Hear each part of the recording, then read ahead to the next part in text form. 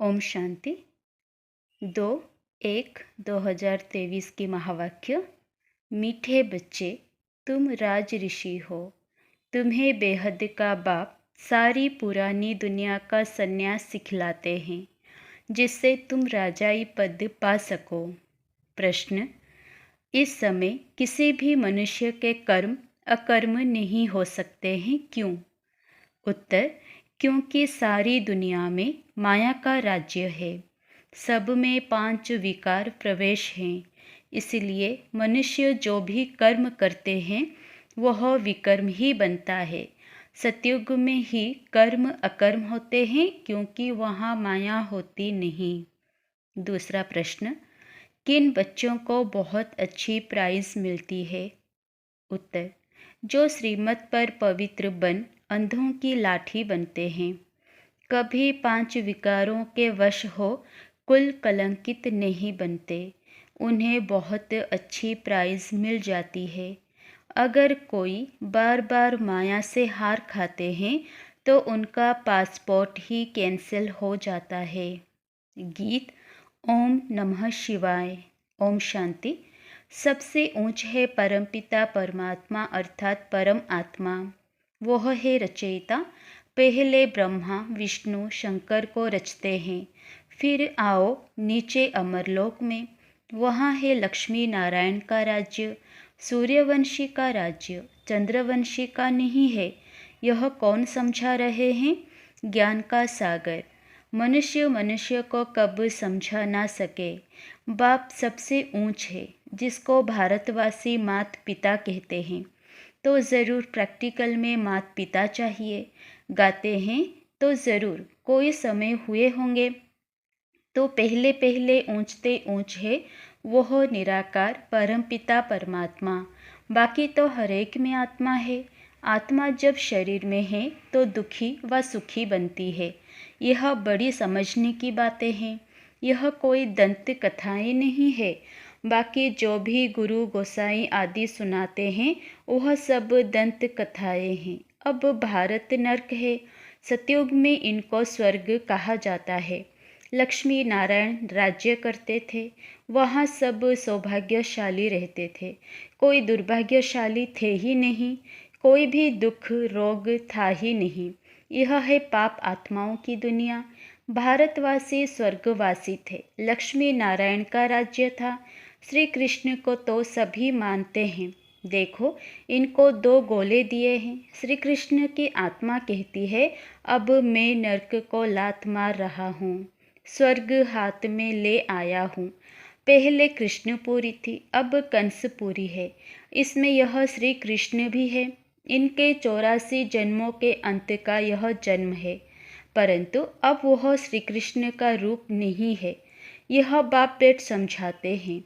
बाप ही आकर भारत को स्वर्ग बनाते हैं। अब नर्क है, फिर स्वर्ग बनाने बाप आए हैं। यह पुरानी दुनिया है। जो नई दुनिया थी अब वह पुरानी है। मकान भी नए सो पुराना होता है, आखिर तोड़ने लायक हो जाता है। अब बाप कहते हैं, मैं बच्चों को स्वर्गवासी बनाने राजयोग सिखाता हूँ। तुम हो राज ऋषि। रजाई प्राप्त करने के लिए तुम संन्यास करते हो विकारों का। वह हद के सन्यासी घर बार छोड़ जंगल में चले जाते हैं, परंतु हैं फिर भी पुरानी दुनिया में। बेहद का बाप तुमको नरक का संन्यास कराते हैं और स्वर्ग का साक्षात्कार कराते हैं। बाप कहते हैं, मैं आया हूँ तुमको ले जाने। बाप सभी को कहते हैं, तुम अपने जन्मों को नहीं जानते हो। यह तो ज़रूर है, जो जैसा कार्य करेगा अच्छा व बुरा उस संस्कार अनुसार जाकर जन्म लेंगे। कोई साहूकार, कोई गरीब, कोई रोगी, कोई तंदुरुस्त बनते हैं। यह है अगले जन्मों के कर्मों का हिसाब। कोई तंदुरुस्त हैं तो ज़रूर आगे जन्म में हॉस्पिटल आदि बनाए होंगे। दान पुण्य जास्ती करते हैं तो साहूकार बनते हैं। नरक में मनुष्य जो भी कर्म करते हैं वह ज़रूर विकर्म ही बनेंगे, क्योंकि सब में 5 विकार हैं। अब सन्यासी पवित्र बनते हैं, पाप करना छोड़ देते हैं, जंगल में जाकर रहते हैं, परंतु ऐसे नहीं, उनके कर्म अकर्म होते हैं। बाप समझाते हैं, इस समय है ही माया का राज्य, इसलिए मनुष्य जो भी कर्म करेंगे वो पाप ही होंगे। सतयुग त्रेता में माया होती नहीं, इसलिए कभी विकर्म नहीं बनते, ना दुख होगा। इस समय एक तो है रावण की जंजीरें, फिर भक्ति मार्ग की जंजीरें, जन्म जन्मांतर धक्के खाते आए हैं। बाप कहते हैं, हमने आगे भी कहा था कि इन जप तप आदि से मैं नहीं मिलता हूँ। मैं आता ही तब हूँ जब भक्ति का अंत होता है। भक्ति शुरू होती है द्वापर से। मनुष्य दुखी होते हैं तब याद करते हैं। सतयुग त्रेता में है सौभाग्यशाली और यहाँ है दुर्भाग्यशाली। रोते पीटते रहते हैं, अकाले मृत्यु होता रहता है। बाप कहते हैं, मैं आऊँगा तब जब नरक को स्वर्ग बनना है। भारत प्राचीन देश है, जो पहले थे उनको ही अंत तक रहना है। 84 का चक्र गाया जाता है। गवर्नमेंट जो त्रिमूर्ति बनाती है उनमें होना चाहिए ब्रह्मा, विष्णु, शंकर, परंतु जानवर लगा देते हैं। बाप रचयिता का चित्र है नहीं और नीचे चक्र भी लगाया है। वह समझते हैं चरखा है, परंतु है ड्रामा सृष्टि का चक्र। अब चक्र का नाम रखा है अशोक चक्र। अब तुम इस चक्र को जानने से ही अशोक बन जाते हो। बात तो ठीक है, सिर्फ उलट पुलट कर दिया है। तुम इस 84 जन्मों के चक्र को याद करने से ही चक्रवर्ती राजा बनते हो। 21 जन्मों के लिए इस दादा ने भी 84 जन्म पूरे किए हैं। यह श्री कृष्ण का अंतिम जन्म है। इनको बाप बेट समझाते हैं, वास्तव में तुम सबका अंतिम जन्म है। जो भारतवासी देवी देवता धर्म के थे उन्होंने ही पूरे 84 जन्म भोगे हैं। अभी तो सबका चक्र पूरा होता है। अब यह तुम्हारा तन छी छी हो गया है, यह दुनिया ही छी छी है, इसलिए तुमको इस दुनिया से संन्यास कराते हैं। इस कब्रिस्तान से दिल नहीं लगानी है, अब बाप और वर्षे से दिल लगाओ। तुम आत्मा अविनाशी हो, यह शरीर विनाशी है। अब मुझे याद करो तो अंतमति सौगति हो जाएगी। गायन भी है, अंतकाल जो स्त्री सिमरे। अब बाप कहते हैं, अंतकाल जो शिव बाबा सिमरे वह नारायण पद प्राप्त कर सकता है।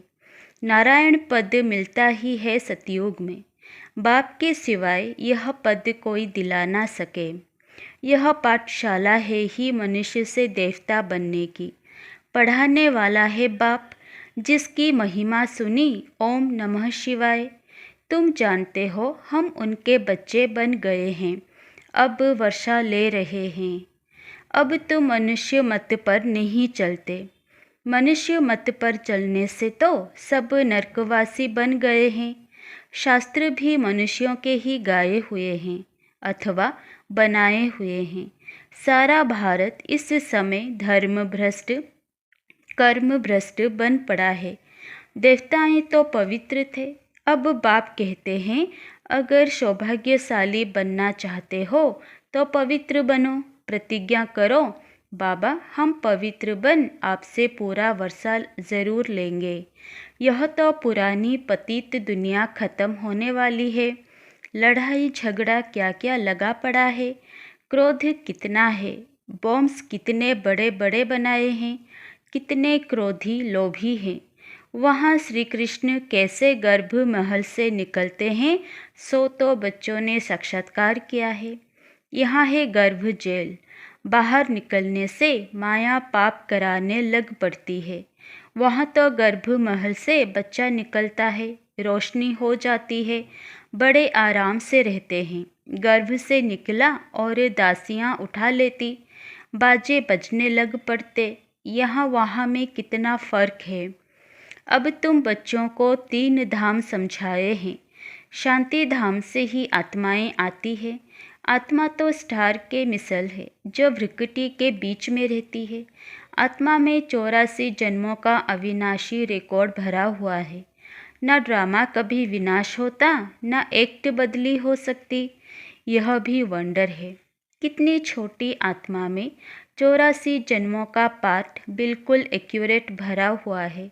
यह कभी पुराना नहीं होता, नित्य नया है। हूबहू आत्मा फिर से अपना वही पार्ट शुरू करती है। अब तुम बच्चे आत्मा सो परमात्मा नहीं कह सकते। हम सो का अर्थ बाप ही यथार्थ रीति समझाते हैं। वे तो उल्टा अर्थ बना देते हैं। या तो कहते अहम ब्रह्मस्मि, हम परमात्मा हैं, माया को रचने वाले। अब वास्तव में माया को रचा नहीं जाता। माया है 5 विकार। वह बाप माया को नहीं रचते। बाप तो नई सृष्टि रचते हैं। मैं सृष्टि रचता हूँ, यह और कोई नहीं कह सकते। बेहद का बाप एक ही है। ओम का अर्थ भी बच्चों को समझाया गया है। आत्मा है ही शांति स्वरूप, शांति धाम में रहती है, परंतु बाप है ज्ञान का सागर, आनंद का सागर। आत्मा की यह महिमा नहीं गाएंगे। हाँ, आत्मा में नॉलेज आती है। बाप कहते हैं मैं एक ही बार आता हूँ, मुझे वर्षा भी ज़रूर देना पड़े। मेरे वर्षे से भारत एकदम स्वर्ग बन जाता है। वहाँ पवित्रता, सुख, शांति सब कुछ था। यह है बेहद के बाप का सदा सुख का वर्षा। पवित्रता थी तो सुख शांति भी थी। अभी अपवित्रता है तो दुख अशांति है।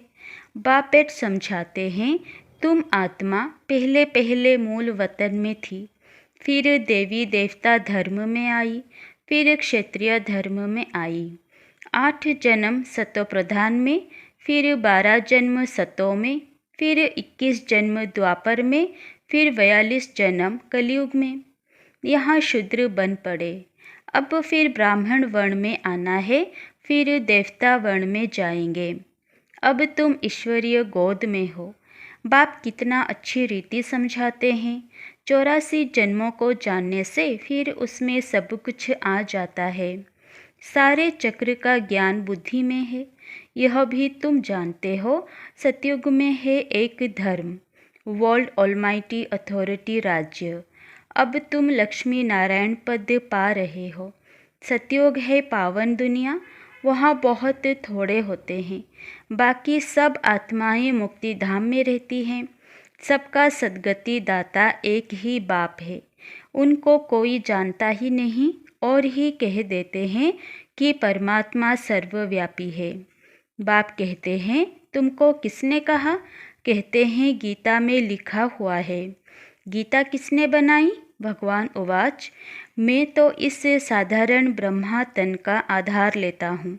लड़ाई के मैदान में एक अर्जुन को कैसे बैठ ज्ञान सुनाएंगे? तुमको कोई लड़ाई व जुआ आदि थोड़े ही सिखाई जाती है। भगवान तो है ही मनुष्य से देवता बनाने वाला। वह कैसे कहेंगे कि जुआ खेलो, लड़ाई करो? फिर कहते द्रौपदी को 5 पति थे। यह कैसे हो सकता? कल्प पहले बाबा ने स्वर्ग बनाया था, अब फिर से बना रहे हैं। श्री कृष्ण के 84 जन्म पूरे हुए। यथा राजा रानी तथा प्रजा सबके 84 जन्म पूरे हुए। अब तुम शूद्र से बदल ब्राह्मण बने हो। जो ब्राह्मण धर्म में आएंगे वही मम्मा बाबा कहेंगे। फिर भल कोई माने व ना माने। समझते हैं हमारे लिए मंजिल ऊंची है, फिर भी कुछ ना कुछ सुनते हैं तो स्वर्ग में ज़रूर आएंगे, परंतु कम पद पाएंगे। वहाँ यथा राजा रानी तथा प्रजा सब सुखी रहते हैं। नाम ही है हेवन। हेवनली गॉडफादर हेवन स्थापन करते हैं। यह है हेल। सब सीताओं को रावण ने जेल में बांध रखा है। सभी शोक में बैठ भगवान को याद कर रहे हैं कि इस रावण से छुड़ाओ। सतयुग है अशोक वाटिका। जब तक सूर्यवंशी राजधानी तुम्हारी स्थापन नहीं हुई है तब तक विनाश नहीं हो सकता। राजधानी स्थापन हो, बच्चों की कर्मातीत अवस्था हो, तब फाइनल लड़ाई होगी। तब तक रिहर्सल होती रहती है। इस लड़ाई के बाद स्वर्ग के गेट खुलने वाले हैं। तुम बच्चों को स्वर्ग में चलने लायक बनना है। बाबा पासपोर्ट निकालते हैं। जितना जितना पवित्र बनेंगे, अंधों की लाठी बनेंगे, तो प्राइज़ भी अच्छी मिलेगी। बाबा से प्रतिज्ञा करनी है, मीठे बाबा, हम आपकी याद में ज़रूर रहेंगे। मुख्य बात है पवित्रता की। 5 विकारों का दान ज़रूर देना पड़े। कोई हार खाकर खड़े भी हो जाते हैं। अगर 2-4 बारी माया का घूंसा खाकर फिर गिरा तो नापास हो जाएगा, पासपोर्ट कैंसिल हो जाता है। बाप कहते हैं, बच्चे कुल कलंकित मत बनो, तुम विकारों को छोड़ो, मैं तुमको स्वर्ग का मालिक अवश्य ही बनाऊंगा। अच्छा, मीठे मीठे सिकिलधे बच्चों प्रति माता पिता बाप दादा का याद प्यार और गुड मॉर्निंग। रूहानी बाप की रूहानी बच्चों को नमस्ते। धारणा के लिए मुख्य सार 1 नंबर, सौभाग्यशाली बनने के लिए बाप से पवित्रता की प्रतिज्ञा करनी है। इसे छी पति दुनिया से दिल नहीं लगानी है। नंबर 2, माया का घूंसा कभी नहीं खाना है, कुल कलंकित नहीं बनना है, लायक बन स्वर्ग का पासपोर्ट बाप से लेना है। वरदान, मन को बीजी रखने की कला द्वारा व्यर्थ से मुक्त रहने वाले सदा समर्थ स्वरूप भव। जैसे आजकल की दुनिया में बड़ी पोजीशन वाले अपनी कार्य की दिनचर्या को समय प्रमाण सेट करते हैं, ऐसे आप जो विश्व के नवनिर्माण के आधार मूर्त हो, बेहद ड्रामा के अंदर हीरो एक्टर हो, हीरे तुल्य जीवन वाले हो, आप भी अपने मन और बुद्धि को समर्थ स्थिति में स्थित करने का प्रोग्राम सेट करो। मन को बिजी रखने की कला संपूर्ण रीति से यूज़ करो तो व्यर्थ से मुक्त हो जाएंगे, कभी भी अपसेट नहीं होंगे। स्लोगन, ड्रामा के हर दृश्य को देख हर्षित रहो तो कभी अच्छे बुरे की आकर्षण में नहीं आएंगे। अच्छा, ओम शांति।